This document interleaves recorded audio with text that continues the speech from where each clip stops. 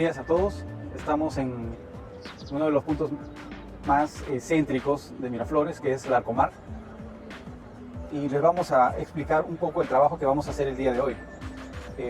Como decano del Colegio de Geógrafos del Perú, voy a hacer una presentación del trabajo de campo que hemos preparado para ustedes como parte de las actividades de campo de la Conferencia Nacional de Geografía. En este caso viene a ser la primera Conferencia Nacional de Geografía que se realizó o que se está realizando este 2024. Bueno, vamos a ver que nosotros estamos ubicados en un punto que es una zona turística donde muchas personas transitan y la verdad es que es una zona de mucha actividad económica, muy visitada, ¿no? Donde vemos personas, no solamente que nos visitan de visitantes locales, sino también tenemos visitantes extranjeros. Esta zona se ubica en la bahía de Miraflores, ¿no? Esta zona es una zona alta, forma parte, ¿no?, del acantilado, de la parte de arriba del acantilado. Y ahora vamos a visitar todo lo que es la bahía, vamos a ir hacia la zona del Puente Balta y vamos a bajar hacia las playas y de allí vamos a salir hacia la zona de Barranco. Allí vamos a mostrarles cuáles son las condiciones geográficas, geológicas, geomorfológicas, ¿no? Y ahí estas condiciones cómo inciden, ¿no? Cómo se van a comportar frente al peligro, ¿no? Al peligro sísmico, al peligro tsunamigénico, o los peligros que se puedan generar precisamente por la presencia de un sismo. Porque toda esta zona, muchas veces las personas la transitan pero no saben que están sujetas a vulnerabilidades, y estas vulnerabilidades básicamente responden a condiciones de exposición a un peligro. De esta forma vamos a poder entender cómo es que cada medio geográfico tiene características que nos pueden exponer no solamente a las personas, ¿no?, a la seguridad de las personas, sino también a las condiciones económicas, ¿no?, y a la subsistencia de cada uno de estos territorios donde se han implementado actividades económicas. Bueno, buenos días con todos y todas.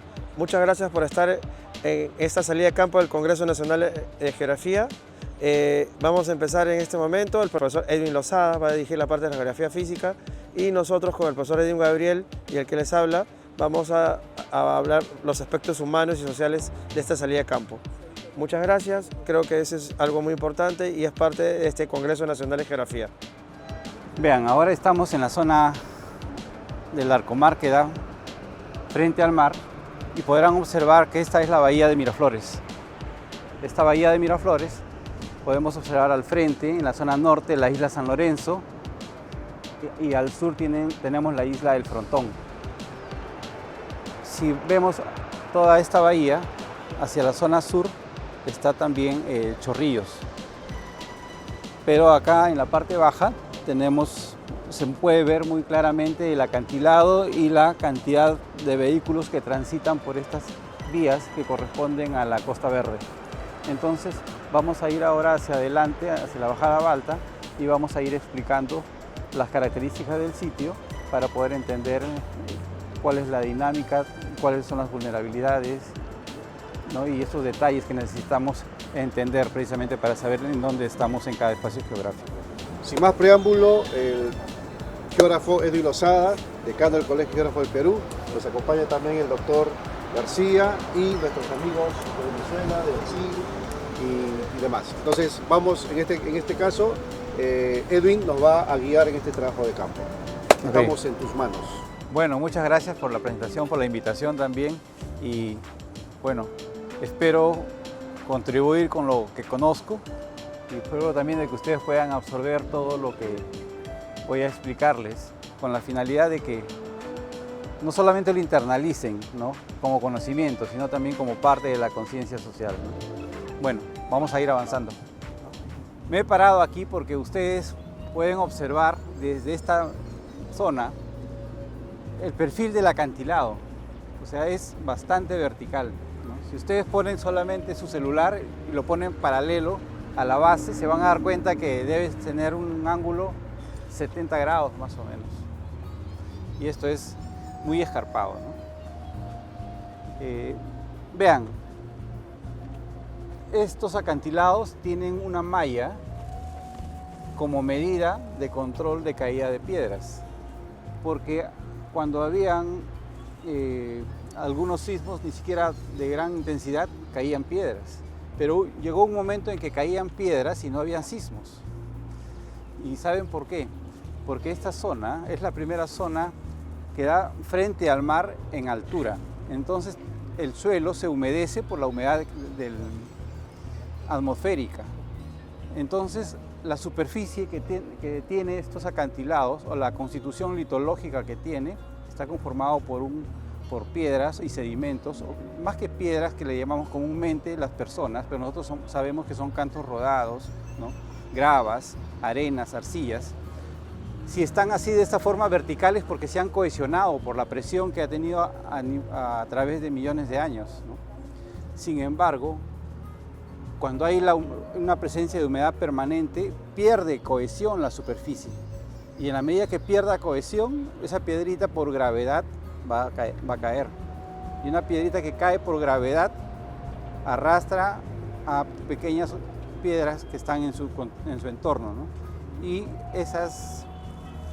esos proyectiles que caen de la parte alta terminan impactando en los usuarios, en los automovilistas que pasan, ¿no?, por esta vía de la Costa Verde. Y es por eso que estas mallas los pusieron precisamente para proteger la caída de rocas, pero curiosamente también están haciendo el control de la humedad, porque la humedad se pega en la malla, ¿no?, se condensa y baja a través de toda esa estructura de la malla, ¿no?, de modo que no incide en la cohesión del suelo, ¿no? La cohesión se mantiene ahí de una manera un poco mejor conservada, ¿no?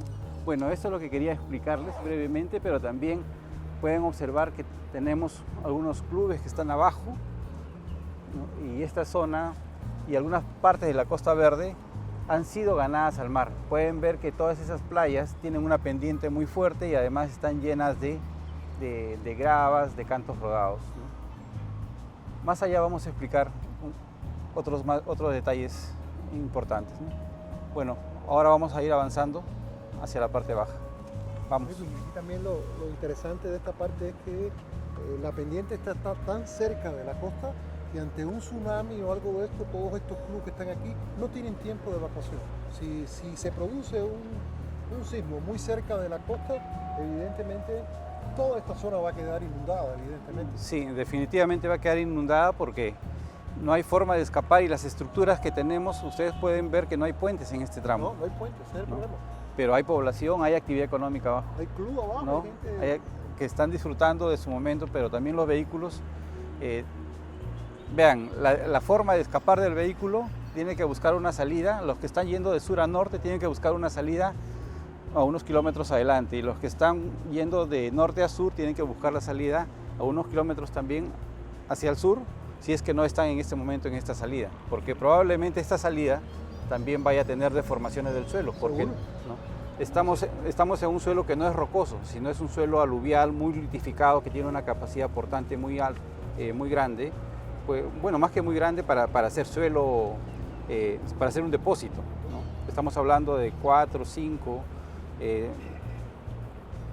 kilogramos por centímetro cuadrado, ¿no? Pero eso va a depender mucho también del nivel de la cimentación, ¿no? Entonces, estos detalles los vamos a ver un poquito más abajo y los explicamos para poder ir avanzando.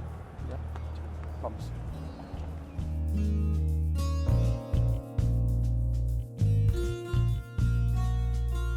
La ruta, ¿no? Entonces, yo les digo, si yo paro y ustedes van avanzando, pueden ir tomando fotos, porque todas estas fotos les están mostrando cuál es el uso que tiene la tierra. Si ustedes se dan cuenta, esto ha sido anteriormente, hace siglos, ha sido una quebrada, pero esta quebrada ya está siendo ocupada, ¿no? Pero las ocupaciones del terreno también sirven para estabilizar muchas veces las geodinámicas, ¿no? Entonces, como ya todo está en cemento, ya las piedras o las rocas o los sedimentos que estaban ahí ya son controlados también, ¿no?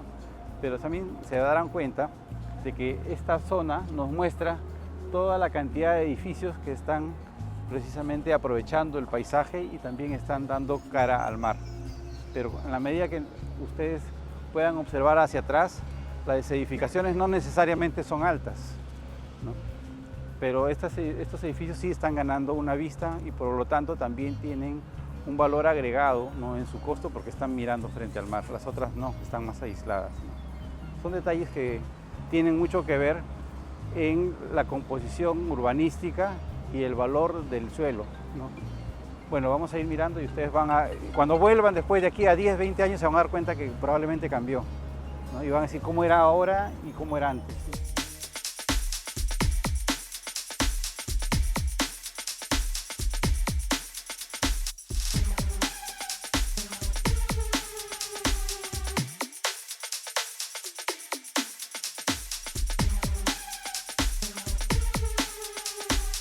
Todo esto ahí eso es una carga estática que está ahí, la Sí. carga estática está una piedra encima de la otra, un sedimento encima de la otra, pues generando un vector, digamos, que lo hace la gravedad perpendicular.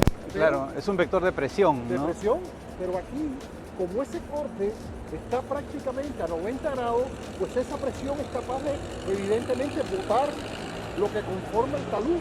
Si tuviese, no sé, 35, 25, Ajá. la inclinación Inclin- fuera más suave, entonces la componente fundamental del vector seguiría siendo hacia abajo.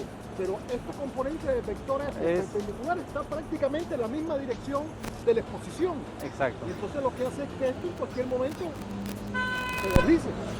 Lo que nos menciona el profesor Alberto García es cierto, ¿no? Me paré acá precisamente para explicarles algunas características de la composición litológica. Ahora vamos a hablar solamente de la parte geológica y geomorfológica, ¿no? Y si hablamos de la parte geológica, quiero que se entiendan dos cosas. Muchas veces, cuando uno está en gabinete, nos dicen, tenemos que hacer el mapa geológico. Y el mapa geológico, ¿qué me va a decir? Este es un depósito cuaternario, ¿ya? Pero el depósito cuaternario, este es un depósito cuaternario antiguo, pleistocénico, ¿no? ¿Y cómo lo evidencio eso? En primer lugar, por la potencia, la altura. Dos, por la rigidez que tiene, ¿no? Esta rigidez hace que podamos tener nosotros taludes con pendientes muy escarpadas, ¿no? Y en condiciones estáticas no se derrumben. Sin embargo, estas condiciones que estoy explicando ya corresponden a la parte geomorfológica.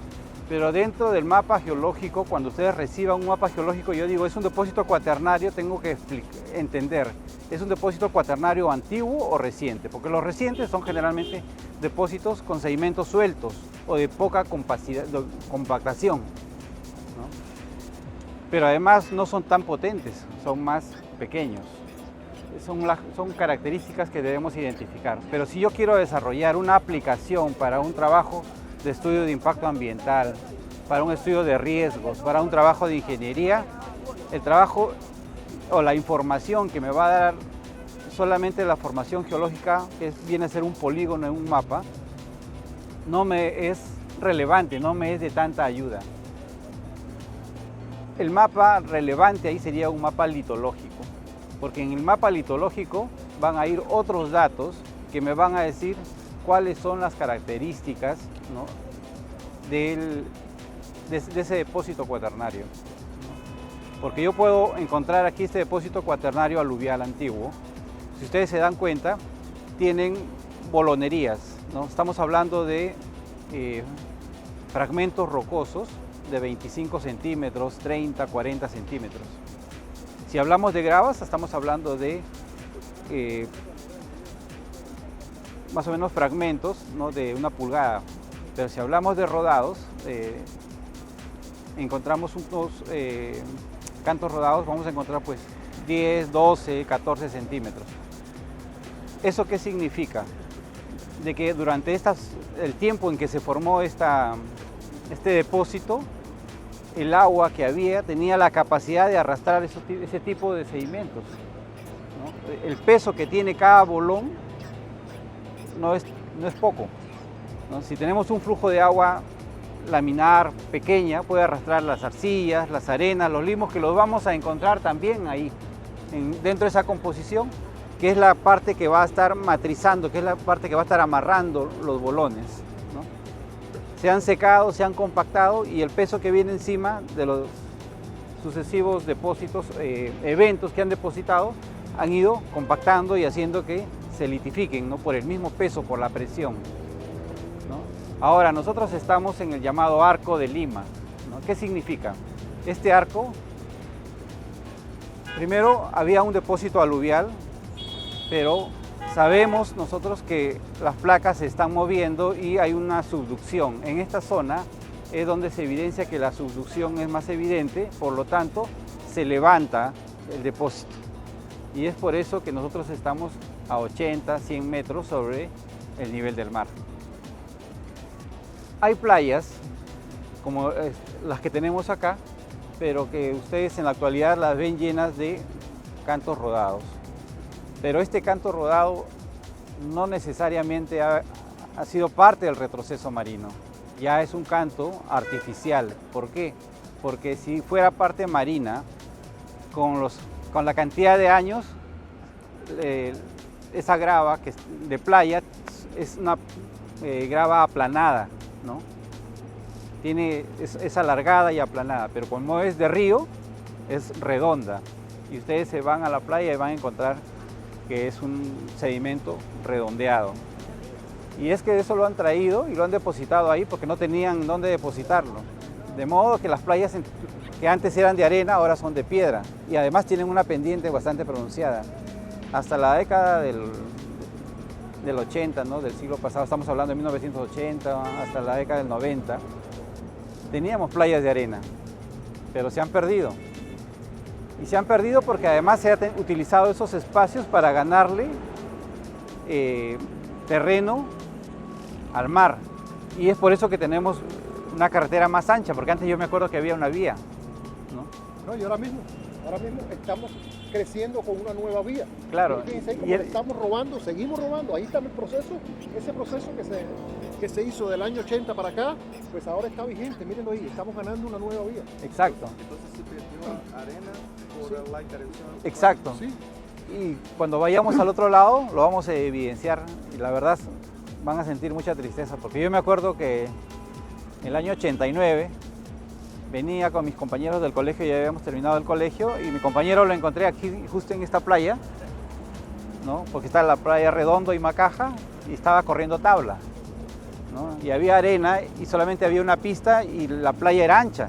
Ahora pues no encuentro la playa, ¿no? Y es empinada, entonces no puedo disfrutar de esta playa. Profesor, una pregunta, ¿esas piedras que están ahí en la playa vienen de los ríos, menciona? ¿O de dónde traen esas piedras? Esas piedras se depositaron de construcciones que se hicieron en Lima y se botaron ahí. Con toda esta matriz igual, lo que pasa es que el oleaje entonces ha lavado la parte fina y se han quedado la parte los gruesa. cantos rodados. Y otra cosa interesante de estos depósitos es que fíjense, todos tienen un nivel de redondez muy grande, es decir, todos han sido fruto de un proceso fluvial, como decía acá Edwin, de caudales importantes, caudales donde ha habido ríos capaces de mover esa roca y que esa roca se haya ido redondeando. Fíjense que prácticamente no hay ningún fragmento anguloso, no hay todo lo que está aquí ha tenido un transporte muy grande, ha venido desde muy lejos a través de los ríos, pues teniendo un transporte importante, lo que nos dice que esos ríos en su momento tenían un caudal considerable. Exacto, pero además en la actualidad toda esta configuración geomorfológica ha sido aprovechada con fines económicos, ¿no? Porque apenas encontraron un espacio, dijeron, bueno, vamos a ampliar la zona de la Costa Verde y se han extendido los negocios hacia Miraflores, hacia San Isidro, pero siempre con una mirada de inversión, no con una mirada de poder disfrutar el espacio público, ¿no? Porque, Muy utilitaria, una mirada ajá, muy utilitaria también. exacto, ¿no? Y es respetable, ¿no? Los capitales pueden venir, pueden invertir, pero si ustedes lo ven desde el punto de vista de la vulnerabilidad, también vamos a encontrar situaciones muy complejas. Imagínense que hubiera un sismo de gran magnitud. Nosotros estamos justo en el puente que está pegado al cerro, al acantilado. Vean, si esto se derrumba, probablemente este puente, su cimentación se va, al deformarse el acantilado, el puente va a ir hacia un lado. Los que quieran escapar, si el puente no se cayó, ¿por dónde van a encontrar la salida? Ahora, vean, nosotros estaremos, no sé, unos 12, 15 metros sobre el nivel del mar, y si se espera una ola de 8, 9, 10, 12 metros, tranquilamente estaremos surfeando de nuevo, ¿no? Estaremos en el mar. Entonces, y no es que la ola llegue, o sea, si bien se levanta 8, 9, 10, 12 metros, no es que la ola llega y ahí nomás se queda. Por la misma energía que tiene, va a ir ganando terreno y va a ir subiendo. Entonces, probablemente la zona inundable va a ser mucho más alto de esa cota. Entonces, lo que sí puedes estar asegurándose es la vulnerabilidad de toda esta zona. Es altamente vulnerable. Entonces, la densificación que ustedes están observando también es alta. Es tan alta que nosotros lo vemos solamente con el tránsito de los vehículos, ¿no? Pueden ver esta vía, es una vía de 2 carriles y los vehículos están transitando a una velocidad lenta, de modo que ellos, al momento del sismo, mucha gente se paraliza y solamente que se pare un carro atora el tráfico. Y si tienes un tiempo para escapar, se ha estimado el tiempo que para escapar es alrededor de 15 minutos. 15 minutos. Y si en 15 minutos no llegas a ponerte a salvo arriba, te vas a encontrar aquí abajo.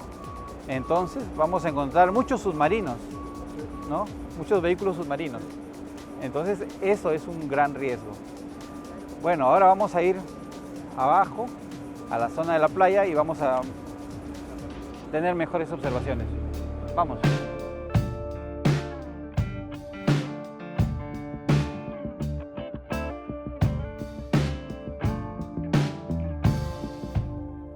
Miren, acá, por ejemplo, acá hay empresas que se dedican a los servicios de enseñanza de surfing, pero no sabemos si estas personas tienen en cuenta el tema de los peligros y las vulnerabilidades de esa enseñanza y si han enseñado a personas extranjeras mayormente que podrían ser perjudicadas si es que no tienen conciencia después del sismo y el tsunami, ¿no? Entonces eso es algo que seguro vamos a estar evaluándolo, vamos a estar chequeándolo acá con las autoridades pertinentes de la municipalidad. Gracias.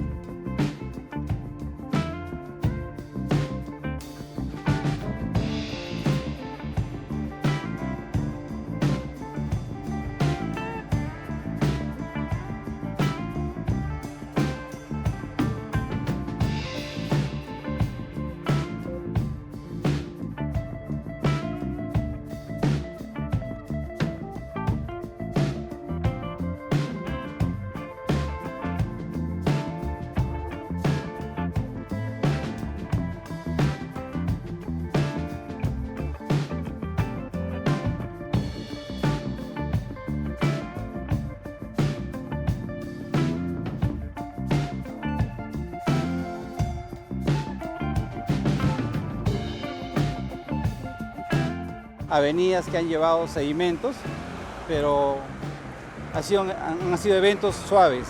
Cuando vean que tienen depósitos con sedimentos gruesos, grandes, son eventos que han ocurrido, pero con mucha fuerza, con mucha capacidad de carga, ¿no? En cambio, cuando ven un estrato fino, es que ha sido un periodo tranquilo, ¿no? De geodinámica tranquila. Oye, pero creo que eran muchos más, ¿no?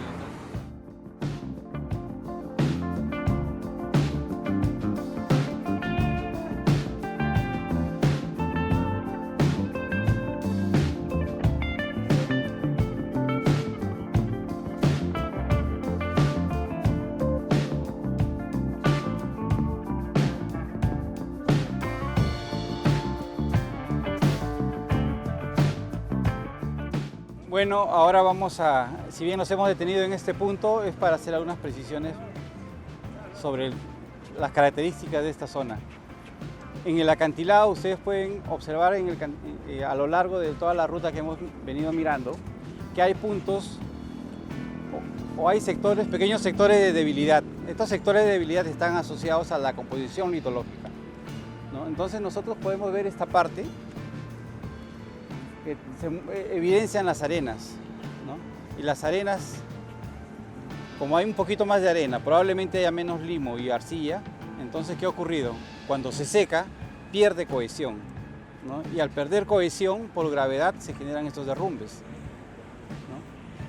¿no? Y es por eso que esto es uno de los motivos por lo que enmallaron toda la parte del acantilado y además pusieron cercos, porque hubieron muchos accidentes, donde caían las rocas, las gravas, ¿no? los rodados, y llegaban incluso hasta los vehículos. Me acuerdo que hubieron incluso fallecidos que fueron víctimas precisamente de estos proyectiles. Pero curiosamente, si ustedes se dan cuenta, en la parte donde hay estos derrumbes, ¿qué es lo que hay arriba? Del futuro, ¿qué se va a construir ahí? Teleférico. El futuro teleférico. Y acuérdense también que también quieren construir acá un puerto para cruceros, ¿no? Y miren lo que yo me he dado con la sorpresa ahorita, miren, es un estacionamiento de motorhomes, de campers, de extranjeros. Uno va dándose cuenta, va actualizando la información, ¿no? Sí. Ahí se da cuenta del tema de la ausencia de planificación. Exacto, pero para poder planificar siempre hay que saber tener un buen diagnóstico, ¿no? Y esto forma parte de esta información de los cuaternarios asociados a la representación cartográfica de los procesos geodinámicos, hay que tenerlos en cuenta, ¿no? Vean, podemos encontrar uniformizado todo este acantilado, pero hay zonas de debilidad. Y aquí precisamente nos está mostrando de que esta es una zona de debilidad, pero además nos está diciendo que si se construye una obra acá, es un punto vulnerable, ¿no? Entonces ya tenemos una zona de riesgo, porque hemos identificado el peligro, hemos identificado la vulnerabilidad y vamos a ver cómo mitigan la vulnerabilidad mediante la construcción, ¿no? Probablemente si controlan todo desde abajo, hacen probablemente muros, banquetas, ¿no? De concreto, van a tener que controlar este riesgo, ¿no? La mitigación del riesgo. Entonces es importante conocer la parte de la geografía física, ¿no? O sea, estamos hablando de que si nosotros conocemos bien, hacemos un buen diagnóstico, vamos a poder también dar unas recomendaciones que permitan que realmente los proyectos sean sustentables, ¿no? Sostenibles. La ingeniería puede muchas cosas, pero vamos a ver también a qué costo. Porque imagínense, la altura que tiene significa que puedo hacer unos muros, ¿no? De concreto, de gaviones, de lo que pueda decidir, pero el costo va a ser alto. Entonces los usuarios que van a estar acá, los que lleguen, son los que van a pagar el costo, ¿no? Entonces cuando quieras venir al teleférico no te va a costar poquito, va a costar un poquito más de unos soles más, ¿no? Porque dólares no hay acá. Pero ya te está diciendo desde este punto de vista que incluso hasta los usuarios van a ser un poco más selectos.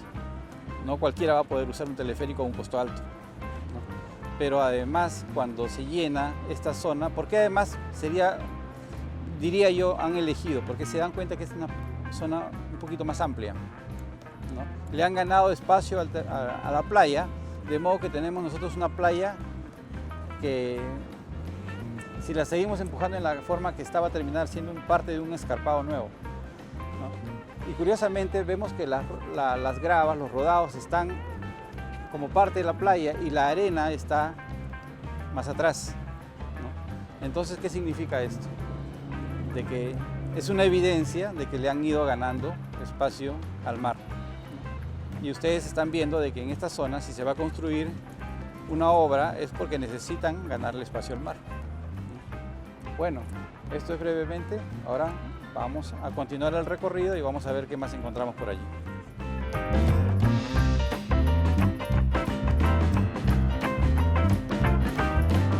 Acuérdense, esta zona, aparte también que hubo sectores en donde pusieron depósitos de material aluvial, ¿no?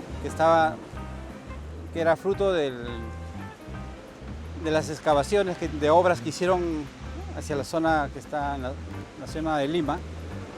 También esta parte era una zona mucho más estrecha, ¿no? Y precisamente los acantilados sufren el retroceso, ¿no? Cuando hay erosión. Y hay zonas de playa que encontramos que tienen también cantos rodados, pero que forman parte de la matriz que estaba colindando, ¿no? En este caso, del acantilado. Este acantilado ha retrocedido. Una evidencia actual que encontramos es esta zona de erosión. Ustedes pueden encontrar claramente que esta parte forma parte del acantilado, porque vean la estructura, vean la matriz que está acá, en este corte que está acá, ¿no?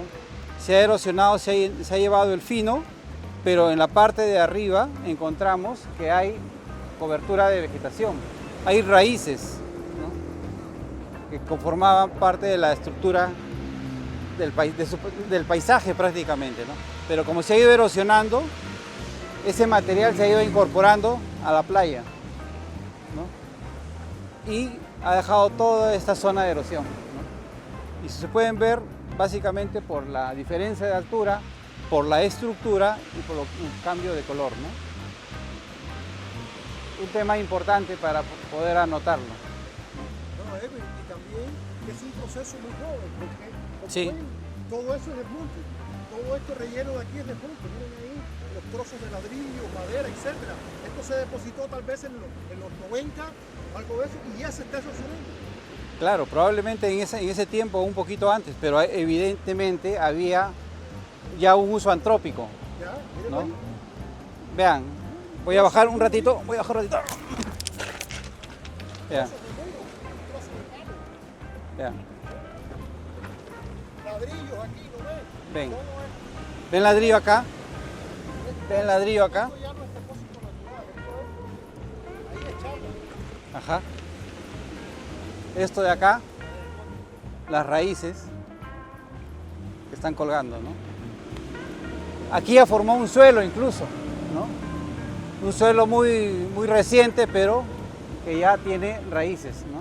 Y donde están parados también se ven las raíces, ¿no? Y de seguir este proceso, ahorita colapsa la cera. Ahorita colapsa acá. Ah, claro. Porque sencillamente va retrocediendo. Y aquí encontramos horizontes de depósitos de suelo, ¿no? De limos y arcillas finas, perdón, arenas finas, sobre todo, y está más o menos compactado, ¿no? Y más abajo encontramos el otro depósito. Significa de que esto ha obedecido también a diferentes tipos de depositación con niveles de dinámica fluvial intensa y muy suave. Esto es ladrillo lo que está ahí. Sí, este es un ladrillo. Por eso. Esto es, Ujú, esto es puro depósito. sí. Todo esto que está acá es este material. Está el horizonte ahí, ¿no? Que se extiende hacia la zona de allá.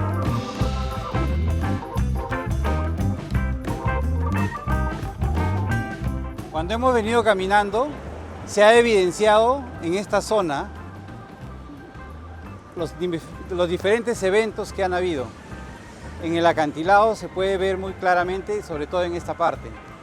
Si ustedes ven allá al frente, ven un estrato, ¿no?, de material fino, después otro estrato de material grueso y después viene un estrato más grande de material grueso, una capa de material fina y después otra capa de material grueso. Pero ¿qué importancia tiene desde el punto de vista de los riesgos?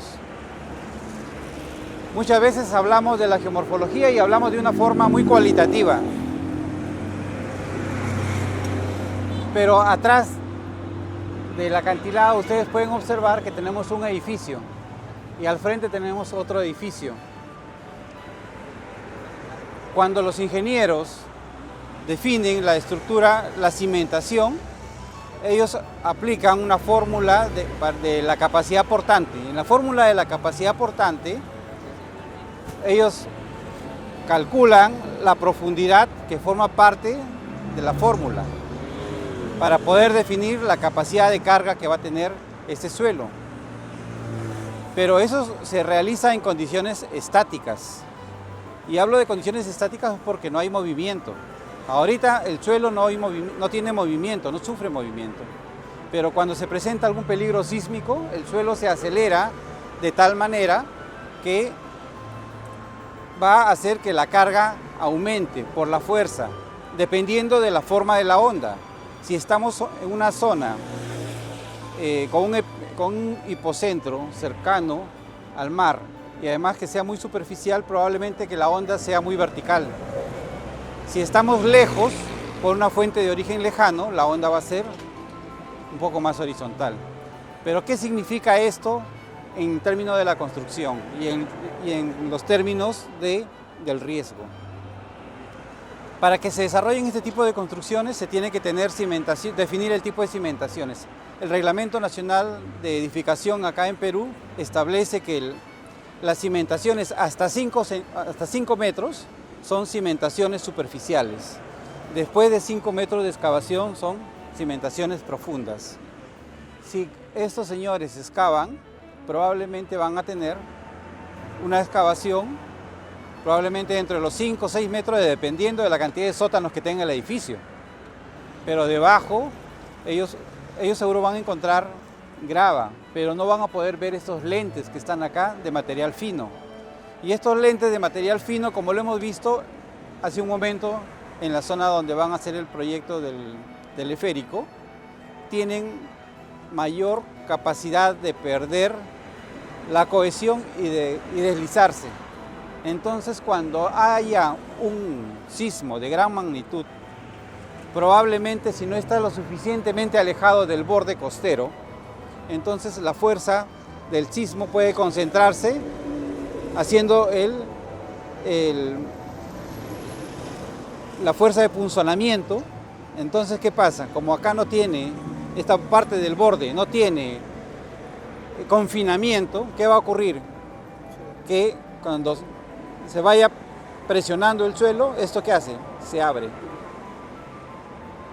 Y ustedes han visto en los terremotos grandes, si está cerca del epicentro y si el sismo ha sido muy superficial, como es lo que ocurre generalmente en la parte de la costa peruana y sobre todo en la parte frente a Lima, estamos hablando de sismos hasta 60 kilómetros de profundidad, lo que va a ocurrir es que se va a fisurar rápidamente el suelo y probablemente estos acantilados vayan a derrumbarse hacia la zona donde precisamente no está confinada. Yo me acuerdo buscando una vez información. Ustedes pueden ver allá, hay un edificio que está cerca al mar. Es el edificio del Club Regatas Lima. Y había un socio que escribe que en el año 1940, cuando ocurrió el terremoto de Lima, que fue de 8.2, lo que se estimó en ese tiempo, él estaba en el mar y estaba sencillamente pues tranquilo, disfrutando de sus remos, de su regata que estaba haciendo allí. Cuando de repente vio que en la costa, en la parte del acantilado, bastante nubes de polvo, y ni él no sabía, porque en el mar él no había visto nada, no entendía. Nubes de polvo, y sencillamente él se sorprendió por lo que estaba mirando, pero él no sabía qué es lo que estaba ocurriendo, ¿no? Pero dice que después llegó a la costa, ¿no? Y se desató, y la corriente lo jalaba, ¿no? Y las olas se arremetieron con fuerza. Pero para su buena suerte, a él no le pasó nada. No es que hubo un tsunami, sino hubo una corriente fuerte nada más, ¿no? Pero ¿qué nos está diciendo él en su relato? Nos está diciendo de que estos acantilados sufren precisamente estos derrumbes. Si ustedes ven fotos de 1940, del terremoto de 1940 en la zona de Chorrillos, toda la superficie está deformada. Si vamos ahora a Chorrillos, o en cualquier momento ustedes van a Chorrillos, se van a dar cuenta que en la zona del bulevar la vereda está deformada y se está hundiendo, porque precisamente esta zona de los acantilados no tiene la suficientemente fuerza de confinamiento en el borde costero, ¿no? Y es por eso que se dan estas deformaciones. Y en la zona de Armendáriz, acá arriba, si ustedes caminan hay un parque donde está el Hotel Miraflores, van a encontrar esas mismas deformaciones en este mismo momento, ¿no? Y eso es porque precisamente como no hay confinamiento lateral, esto de acá se va a ir hundiendo, ¿no? Porque no hay fuerza lateral que lo soporte. Y si el edificio está acá, un edificio, ¿cuántos cuántas toneladas tiene de fuerza, ¿no? Más la fuerza de aceleración en condiciones ya pseudoestáticas, ya genera un fracturamiento sobre la parte no confinada, ¿no? Eso es lo que quería explicarles para que se den cuenta lo importante que es conocer las formas de los terrenos, del relieve y observar también la composición litológica, ¿no? Y eso permite observar los niveles de riesgo que podemos ver acá, ¿no? Bueno, ahora sí vamos a seguir adelante. Una cosita, este tipo de secuencia tan rítmica, tan bien, digamos, estructurada, desde el punto de vista de investigación nos sirve también para estudiar paleohidrología. Hay Exacto. toda una serie de métodos que te permiten a ti, a partir del tamaño del canto, pues poder inducir cuál era el caudal que produjo estos depósitos. Y se pueden hacer reconstrucciones paleoclimáticas a partir del estudio y ver cómo se externaban los periodos. Bueno, todo parece indicar que hubo caudales de tal magnitud, después pasamos un periodo tal sin caudal y podemos reconstruir un poco cómo fue el clima a partir de este tipo de secuencias. Exacto. Eso en hidrología cuantitativa se trabaja eso bastante.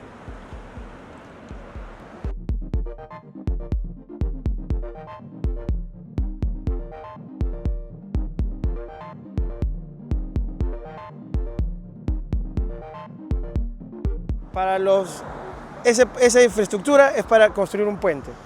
Ese va a ser un puente en nombre del desarrollo y el turismo. ¿Para qué? Para que pasen los peatones y pasen los ciclistas. Va a ser un puente de vidrio, transparente. ¿Pero por qué? Porque la gente se tenía que ir hasta el otro puente, se tenía que ir hasta el otro puente de Armendáriz a hacer la excursión. Hice 8 cuadras, ahora quieren ir de frente, para unir Barranco y Miraflores como un circuito turístico. Pero ¿qué está pasando? Pues el tema de que estamos viendo hoy día, riesgos, vulnerabilidades, peligros, pues y ahora yo hablo de la parte del desarrollo. El profesor le va a dar la parte física. Profesor Lozada. Bueno, ustedes pueden ver que, yo digo, los geógrafos son como los médicos, ¿no? Pero de la Tierra. La diferencia es que para ser un buen médico hay que tener un buen diagnóstico. Pero nosotros no podemos quedarnos en el diagnóstico, ¿no? Tenemos que ir un poco más allá. Y para eso, la verdad es que tenemos que bregar mucho, porque tenemos profesionales muy competitivos de otras especialidades, de otras carreras, pero son competitivos en su materia, no en la materia que nosotros conocemos, ¿no? Y es por eso que las observaciones del medio físico, si ustedes se habrán dado cuenta que en la medida que he venido, he estado relacionando la geología, ¿no? La geomorfología, la geotecnia, ¿no? Y esto permite ir un poquito teniendo una integración de lo que es realmente, ¿no? La formación que tenemos nosotros, pero de una forma aplicada. Hace ratito estuvimos en Larcomar temprano y ustedes lo pueden ver desde acá, ¿no? Una obra muy bonita. Si se ven, han hecho como una pequeña excavación y han trabajado sobre la ladera. Entonces tenemos una edificación que la ha terraceado esa zona y ha permitido que puedan tener una estructura más segura. Pero a la medida que nosotros hemos ido avanzando, vemos estructuras nuevas. Vemos este bypass muy bonito y que toda la parte de abajo tiene una cobertura vegetal.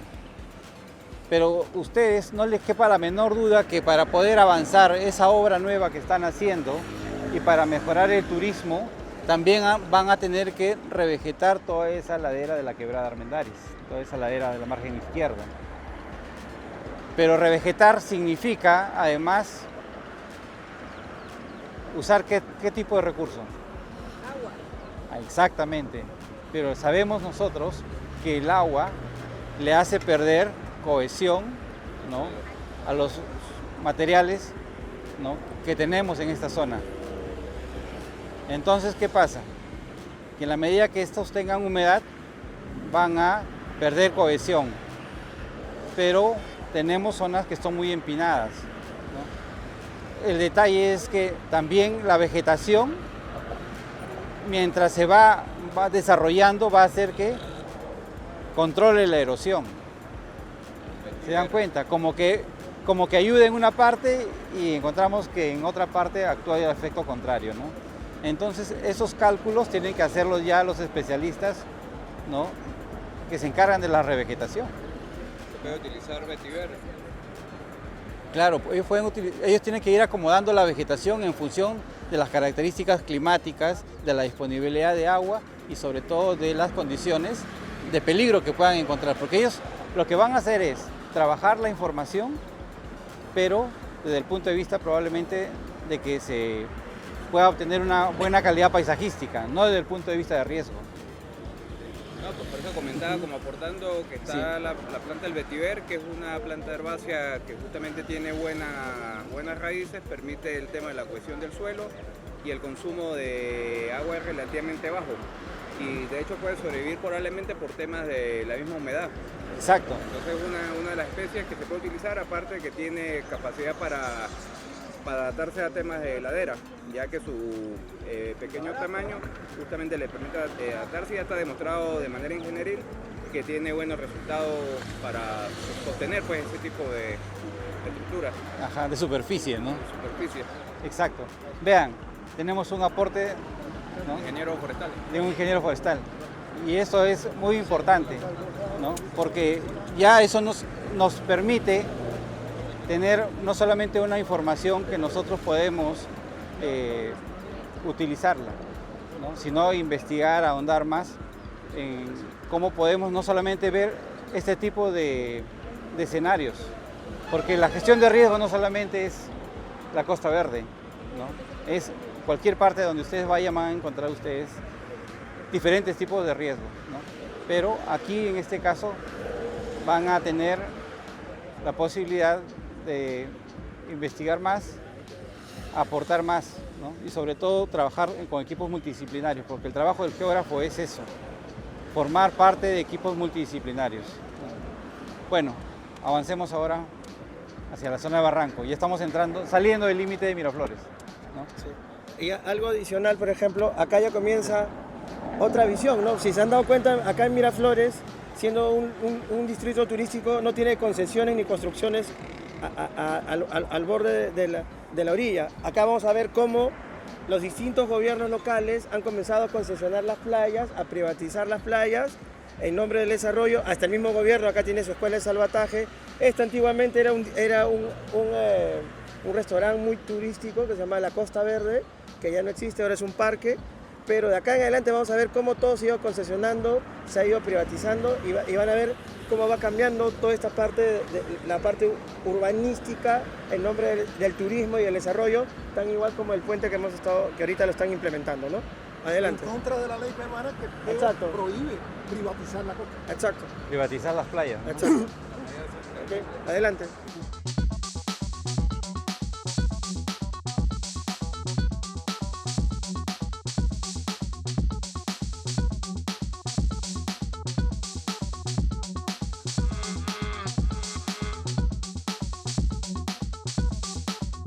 Bueno, estamos frente a esta edificación, ¿no?, en la zona de Barranco.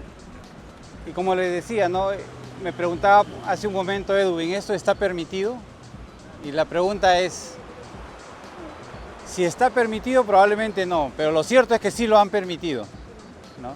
Y han permitido porque se han atrevido no solamente a hacer este tipo de construcción en donde han excavado y han hecho un aterrazamiento de esa zona para poder construir este edificio que ¿cuántos pisos tiene ahí?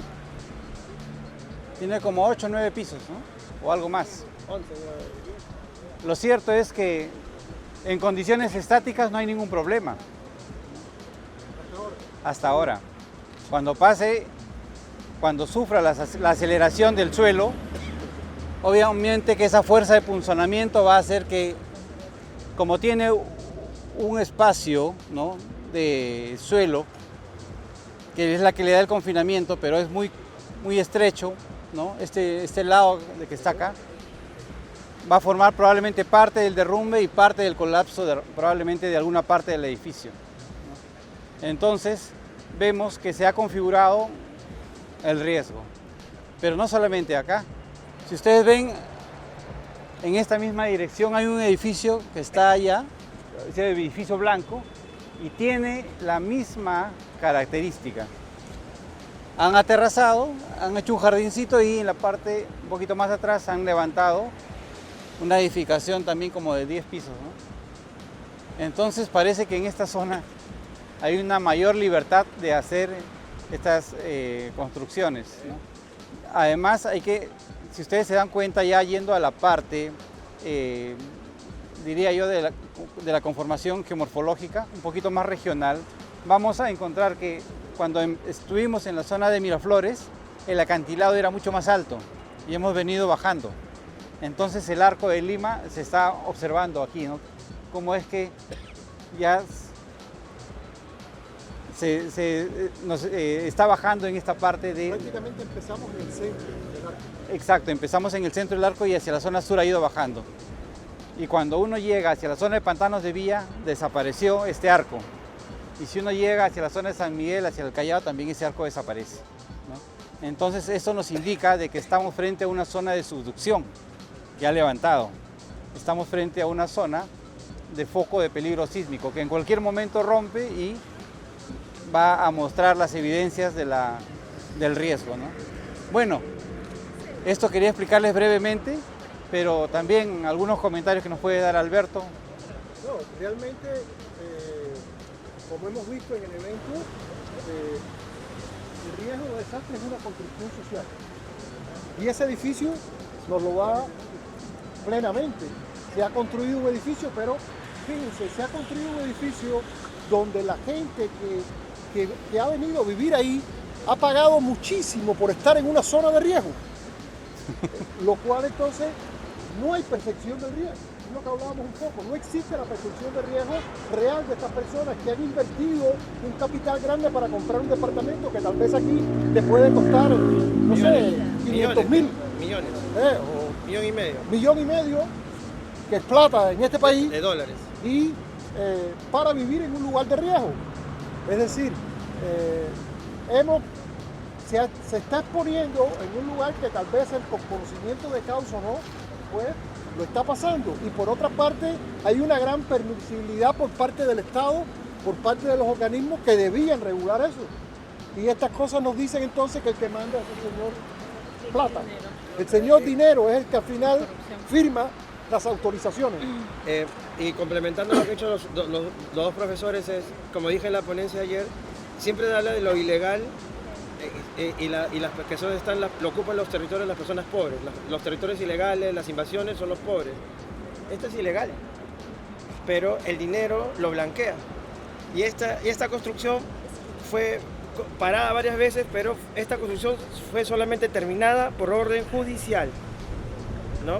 Un juez determinó de que se debería terminar la construcción y el alcalde de Barranco de ese entonces lo dijo un juez, a un costado, que continúe. Pero ya hay otros casos más, como vamos a ir a verlo más adelante, ¿no? Entonces eso es parte de lo que sucede en Barranco y por ejemplo lo que me ha pasado ya que se llama Bordemar es un centro comercial, digamos, que funcionó, ¿Sí? ¿no?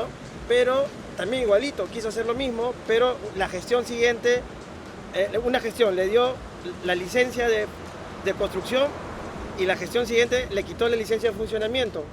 Claro, es para, como estábamos hablando con otro profesor, es para la clase media, pero este sí funciona y este es para la élite. O sea, el tema de la ley, a quién se aplica y a quién no se aplica, ¿no? Eso también es importante. Bueno, continuamos. Era una casona, era una casa antigua, ¿no? Esas casas antiguas, grandes, y atrás de esta casona se construyó un edificio. Y este edificio más nuevo que eso. ¿Qué sucedió? Este nuevo edificio le quitó la vista al mar a los que estaban atrás, ¿no? Y los otros decían, pero si nosotros cumplimos la ley, estamos retirados del malecón, porque no es posible, ¿no? Y hubo un juicio y al final esto está como un juicio de hace 15 años y está pendiente de resolver. Algún día el juez dictaminará quién tiene la razón, pero por el momento esa edificación sigue siendo ilegal.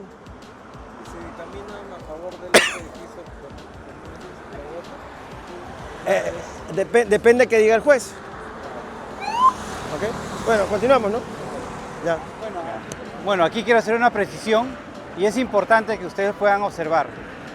Desde que nos desplazamos de la zona de Miraflores hacia esta zona, vemos que hay un estrato que se ha ido evidenciando que tiene una mayor potencia, es decir, es mucho más grueso, y ese estrato que estamos observando es un depósito de sedimentos finos que forma parte del acantilado. Y acá ustedes pueden observar, el estrato es un paquete bastante grueso. Y hacia la zona de atrás encontramos el edificio. Les explicaba hace un rato que cuando hay una aceleración, lo que ocurre es que la fuerza de punzonamiento va a hacer que la carga se incremente. Y cuando esa carga se incremente, va a fallar el suelo. ¿Pero en dónde va a fallar el suelo? En donde tiene mayor cohesión, donde tiene mayor capacidad de carga o donde tiene menor capacidad de carga. Va a fallar justo en este estrato fino, ¿no? Entonces, ¿qué me está evidenciando allí? Que probablemente el riesgo se va a evidenciar en esta parte cuando ocurra esta manifestación del peligro sísmico, ¿no? Entonces, vemos que el edificio está tan pegado que probablemente el confinamiento aquí se va a perder en cualquier momento, ¿no? Su confinamiento no le va a permitir tener la capacidad de que este edificio tenga la resiliencia necesaria para mantenerse en pie. Bueno, así vamos a ir observando diferentes tipos de estructuras que se han edificado en este borde costero. Bueno, yo pienso que también, por ejemplo, a veces nos cuestionamos por qué las poblaciones de menores ingresos han llegado a los conos de Lima y están en una situación de enorme peligro. Y aquí vemos entonces personas de muchos ingresos, de un buen nivel económico, pues evidentemente pagando por un bien que al final representa un riesgo grande para su familia, para su patrimonio, para todo, porque evidentemente incluso cuando nos vamos un poquito más allá, nos damos cuenta que ya parte de todo ese muro que está muy cerca del cimiento del edificio, pues se ha perdido. Bueno, desde que hemos empezado el recorrido, hemos observado que hemos estado en una zona alta que formaba parte del arco, ¿no?, de Lima. Pero cuando estábamos observando las características litológicas, evidenciamos que los paquetes tenían una cohesión mucho mayor, que es la que se evidencia en la zona de Miraflores, y además los estratos presentan una homogeneidad un poco mayor con respecto a la matriz conformada por aluviales con materiales gruesos, ¿no?, con bolones, con rodados. Pero en esta zona, en la medida que hemos venido avanzando, si se habrán percatado, estos paquetes de materiales finos, que son estos colores más claros y además de una textura más suave, como que se hacen más gruesos, ¿no?, y además son más recurrentes. Eso nos indica de que cualquier estructura que esté en esa parte alta va a tener una mayor fuerza, ¿no?, y se va a manifestar en la reacción de estos suelos finos. Si ustedes se dieron cuenta, a medida que estábamos viniendo, también había una zona de derrumbe, pero la predominancia era que el suelo fino, la matriz del suelo fino, era la que se había perdido la cohesión y por lo tanto se había derrumbado, ¿no? Entonces, si zonificamos ambos distritos, nos damos cuenta que la zona de Barranco es una zona de mayor riesgo que la de Miraflores, ¿no? Además, las edificaciones las estamos encontrando más pegadas al acantilado, ¿no?, a pesar que es más bajo, pero igual tiene una configuración de riesgo mucho mayor. Bueno, esto es la conclusión de este pequeño recorrido y ahora, bueno, vamos a seguir a Juan Manuel. Sí. Bueno, ahora podemos ir un ratito solamente hasta allá, ver las edificaciones tal igual como hemos visto por acá, y de ahí rápidamente vamos a subir por acá. Nos está esperando un vecino en el Puente de los Suspiros y nos está esperando también, mientras escuchamos al vecino, que va a hablarnos sobre la zona monumental, un poco de historia de Barranco, un poco del centro, por qué se conserva Barranco, cómo se conserva, pues lo que se desea es ahí que él haga una intervención como vecino, ¿no? Eso es prácticamente. Entonces, y también van a contar con un pequeño refrigerio de agua y algo más, un snack, ¿ok?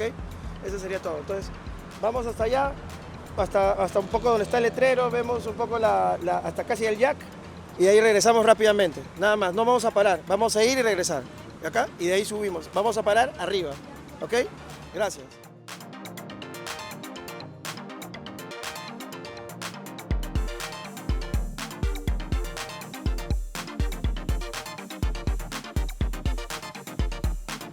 Acá pueden ver, por ejemplo, esta es una de las pocas playas que tiene arena, ¿no? En Barranco, y que es pública, entre comillas. ¿Por qué es pública? Porque también tiene una concesión. Ya no es la concesión anterior de infraestructura, como vimos de restaurantes, sino que es una concesión de servicios ¿de qué? De sombrillas, ¿no? De banquitos. Entonces, y eso también se genera todo un problema porque hay todo un detalle, ¿no? Y esta playa, pues tiene como puedes darse cuenta, tiene un pequeño humedal, pequeñísimo, se llama, ¿no? La playa de los Yuyos, ¿no? Acá existe también una comunidad de pescadores, entonces eso también es importante, o sea, se le está dando soporte a ellos, tienen un problema con la municipalidad porque no los ha querido reconocer, pero el Ministerio de Producción sí, entonces ¿por qué? Porque acá existen todavía los pequeños, estos chorrillos que vienen todavía, ¿no? hacia el mar, ¿no? Entonces genera una pequeña biodiversidad con esos humedales, genera acá este detalle con las concesiones privadas de parte de la municipalidad a estos servicios, ¿no? Que es otra forma de privatizar el espacio público. Entonces eso también se tiene que considerar. Y obviamente acá vemos otra edificación, ¿no? Que se genera todo ese caos, ¿no? Sobre el peligro, las vulnerabilidades, ¿ok? Bueno, eso sería todo. Vámonos, ahora regresamos para allá, nos tomamos una foto en el logo de Barranco, de ahí subimos, ya, rápidamente. ¿Esta playa cómo se llama? Yuyos. Los Yuyos, ¿no? Sí, y tiene un humedal ahí. Es uno de los pocos que queda con arena. Exacto, eso es lo que justamente quería explicar, ¿no? Pero mira, está concesionado, pero otra forma de concesión, ¿no? Pero ya avanzamos. Ya lo habían, o sea, la Municipalidad de Chorrillos ya lo había concesionado. Un parque inflable. Exacto. Había concesionado ese parque inflable. Un amigo trajo esa idea, lo vio en Miami, lo vio en el Caribe, lo trajo, todo dijo todo. Y como mucha gente cree, bueno, si lo decide el alcalde, no hizo, digamos, esas relaciones comunitarias con los pescadores, con los vecinos, como todo tiene un impacto, no hizo ese pequeño detalle. La licencia social. No hizo esas relaciones comunitarias y se generó un conflicto que los pescadores tomaron, no dejaron, y hubo un enfrentamiento que cerró toda la avenida. Acá 3 horas de acá a llegar, lo que hemos hecho ahora caminando, era 3 horas llegar hasta Armendáriz, porque fue cortado las vías por los pescadores, ¿no? El proyecto era levantar esos inflables en la misma zona área donde los Claro. pescadores tienen sus embarcaciones. Exacto. Exacto, entonces nada, creo que esta parte hasta acá y ahora nos esperan arriba y vamos por el puente y vamos viendo la zona monumental. Previamente vamos a tomarnos una foto en el letrero de Barranco para el registro, nada más.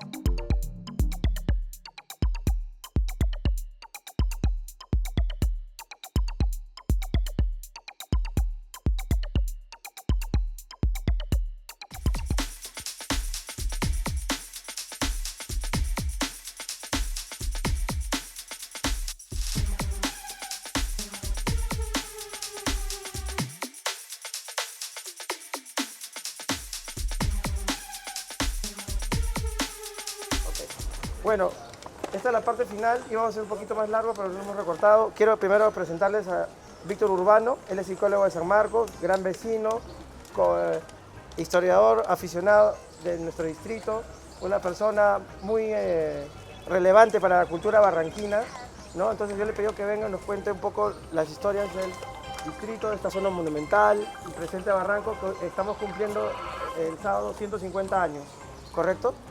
Adelante, Víctor. Bien, bienvenidos a Barranco, quienes lo hacen por primera vez y a los que ya han conocido este lugar. Igualmente la bienvenida. Este es un lugar emblemático del distrito, ¿no? Es la zona que dio origen al distrito de Barranco. Hay una larga historia, pero quizás eso pueda resumirse de alguna manera en el Puente de los Suspiros, ¿no? Que es lo más conocido no solo a nivel nacional, sino a nivel internacional.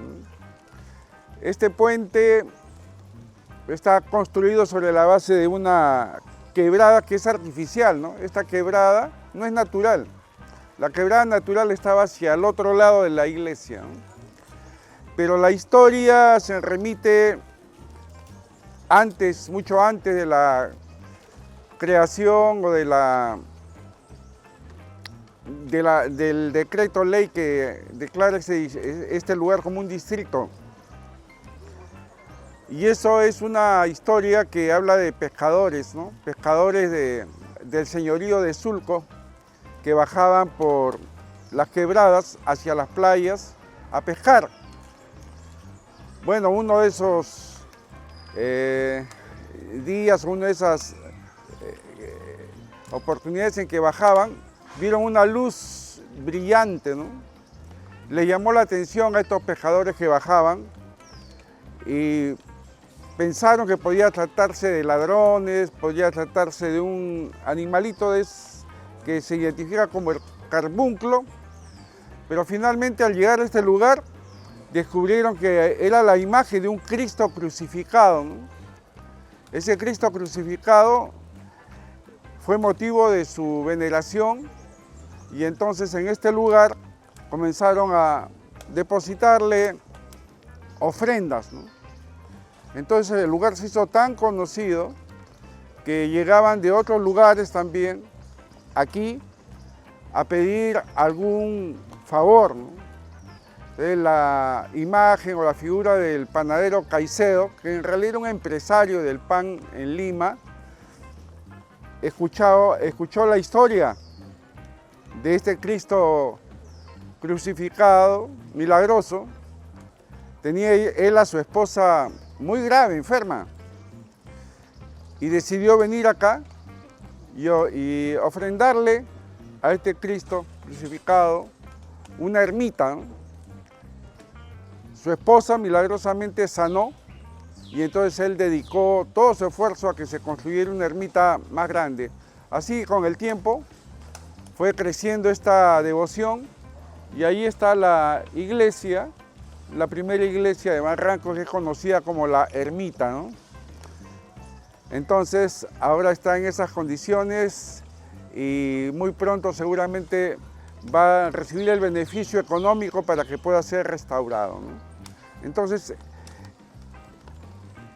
esta bajada dije que era artificial, porque la bajada estaba por el otro lado, como ven ustedes ahí en el escudo, ¿no? Hacia la derecha, ¿no? Pero un ingenioso se le ocurrió hacer correr agua por aquí y eso fue horadando y creó la quebrada artificial, ¿no? Entonces, la construcción del puente es por la necesidad de conectar la zona del parque municipal con la iglesia, con la ermita. Entonces, este puente se calcula que fue construido entre 1874 y 1876, ¿no? Entonces, desde ahí tenemos datos de este Puente de los Suspiros, ¿no? Que ha originado también muchas otras historias. Ese es el origen de Barranco y eso es lo que podría contar. Y vean ustedes las casas que todavía mantienen la arquitectura de ese tiempo, como estas de aquí, ¿no? Y que dan lugar a que llame siempre la atención de quienes vienen a visitar el distrito, ¿no? Esa es fundamentalmente la historia. Hay mucha más historia, pero si ustedes quieren saber algo más, me preguntan y yo les podría contestar. Gracias.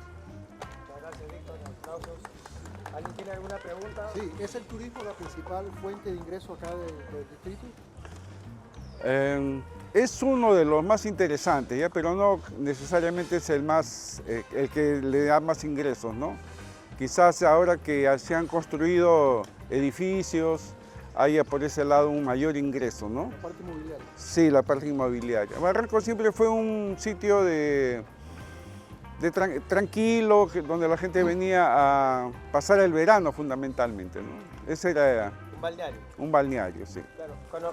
Si ustedes recuerdan ayer en la parte que expliqué, era con la construcción de la avenida Arequipa, que tenía otro nombre por la guía, se comenzó a expandir hacia el sur la élite, que quería dejar el centro histórico, como decía el profesor Jürgen Golte, la élite es pollitos en fuga. Donde llega el pueblo, la élite se va escondiendo, se va amurallando en castillos, entonces fueron escondiendo a los balnearios de Miraflores, de Barranco y de Chorrillos. Acá quienes vivían principalmente inmigrantes alemanes, ingleses, franceses, pequeñas colonias, ¿no? Por eso, ayer también les mencioné que cuando hubo el balneario de lujo en el siglo XIX era Chorrillos. Por eso fue saqueado y quemado en la invasión chilena a Lima. Barranco también, pero justamente fue digamos, salvada porque habían algunos migrantes que hicieron las escuadras francesas y las escuadras inglesas estaban o en el Callao o en Ancón y hicieron una diplomacia militar con Baquedano, ¿no? en la invasión de Lima, ¿no? Cosa que no sucedió con otros distritos. Eso sería básicamente un aporte a lo que ha dicho Víctor. No sé si alguien desea hacer otra pregunta. Gracias primero por ilustrarnos, ¿no?, acerca de Barranco. Pero podría contarnos algo del tranvía de Barranco, la historia, ¿no? Porque es algo que es muy típico, además está todavía por ahí la locomotora. Así es. Bueno, en la historia ha habido la presencia del tranvía en Lima y Barranco particularmente, ¿no? Antes le llamaban el tranvía a sangre o de sangre al tranvía que era jalado por caballos. Pero después ya vino en el siglo XX, a inicios del XX, ya viene el tranvía eléctrico, ¿no? La Compañía Nacional de Tranvías, que funcionó hasta el año 1965. Sé bastante de los tranvías porque mi padre era tranviario. Él manejaba un tranvía, justamente la línea Lima-Chorrillos, ¿no? Y los tranvías eran pues muy entretenidos, ¿no?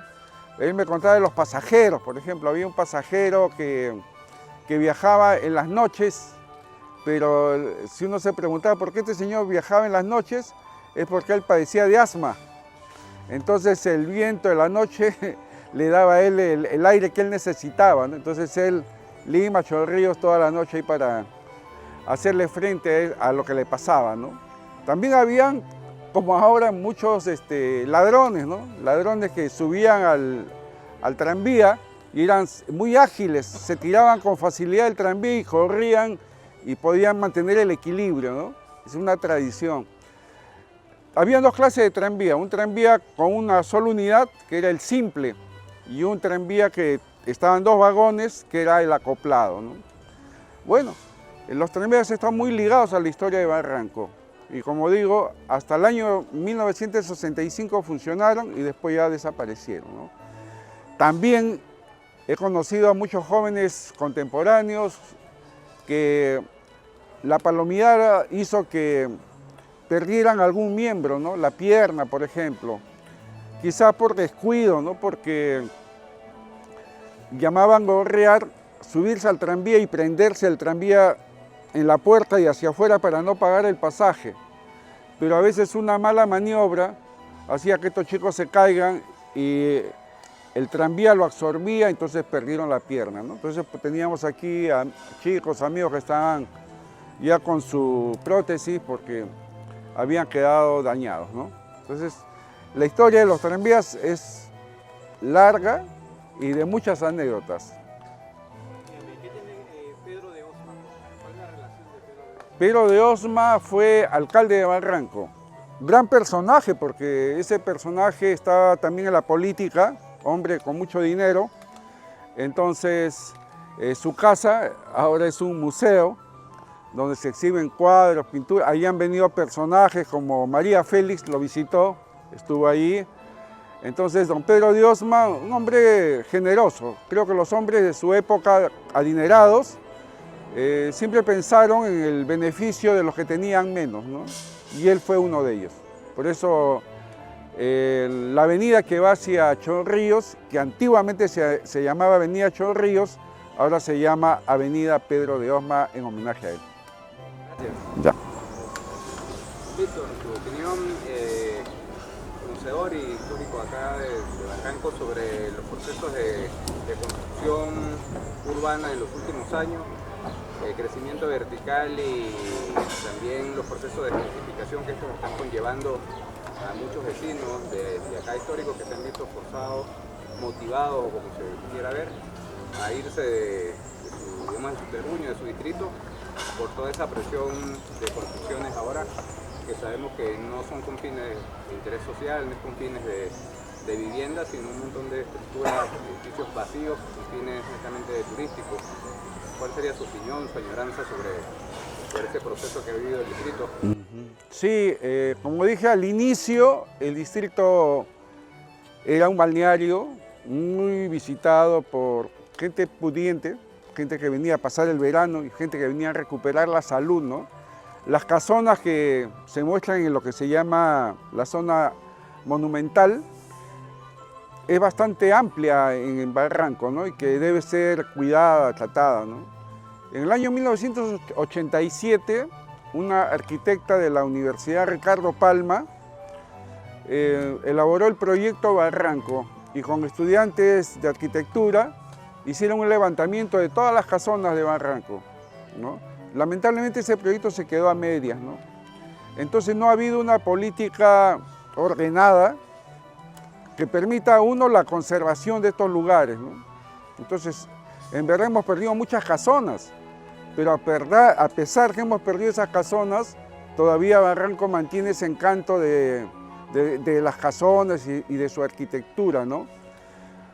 Y hace como 20 años o quizás un poquito más, 20, 30 años es que comienza este boom inmobiliario de las construcciones, ¿no? Que no sobrepasaban los 6 pisos, 10 pisos. Ahora tenemos casas, edificios de 20 pisos, ¿no? La parte que está más cercana a Miraflores ya casi se ha mimetizado con Miraflores, ¿no? Ya Barranco parece Miraflores, ¿no? Pero en mi opinión, claro, hay que establecer una armonía también, ¿no? Porque Barranco no tiene calles anchas, tiene calles muy estrechas. Entonces el tránsito es el que se perjudica más y los vecinos también, porque no tenemos un espacio muy grande, ¿no? Entonces es un problema a resolver, creo, por los arquitectos, por los vecinos, pensando en el bienestar de todos, ¿no? Es un reto que tenemos que resolver. Bueno, ¿alguna otra pregunta? Entonces yo creo que un aplauso. Muchas gracias, Víctor. Oh, gracias a ustedes. Gracias. Un aplauso para todos. Bueno, esta es la parte final del recorrido de este primer Congreso Nacional de Geografía. Como todos geógrafos tenemos nuestra salida de campo, ¿no?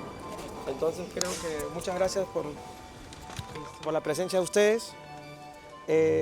Esto es un evento que esperamos que las nuevas generaciones de estudiantes de geografía y de otras especialidades que les gusta la geografía, pues lo vuelvan una tradición. Eso sería todo antes que nos interrumpa la moto. Típico de Lima, el tráfico. Muchas gracias, hasta luego.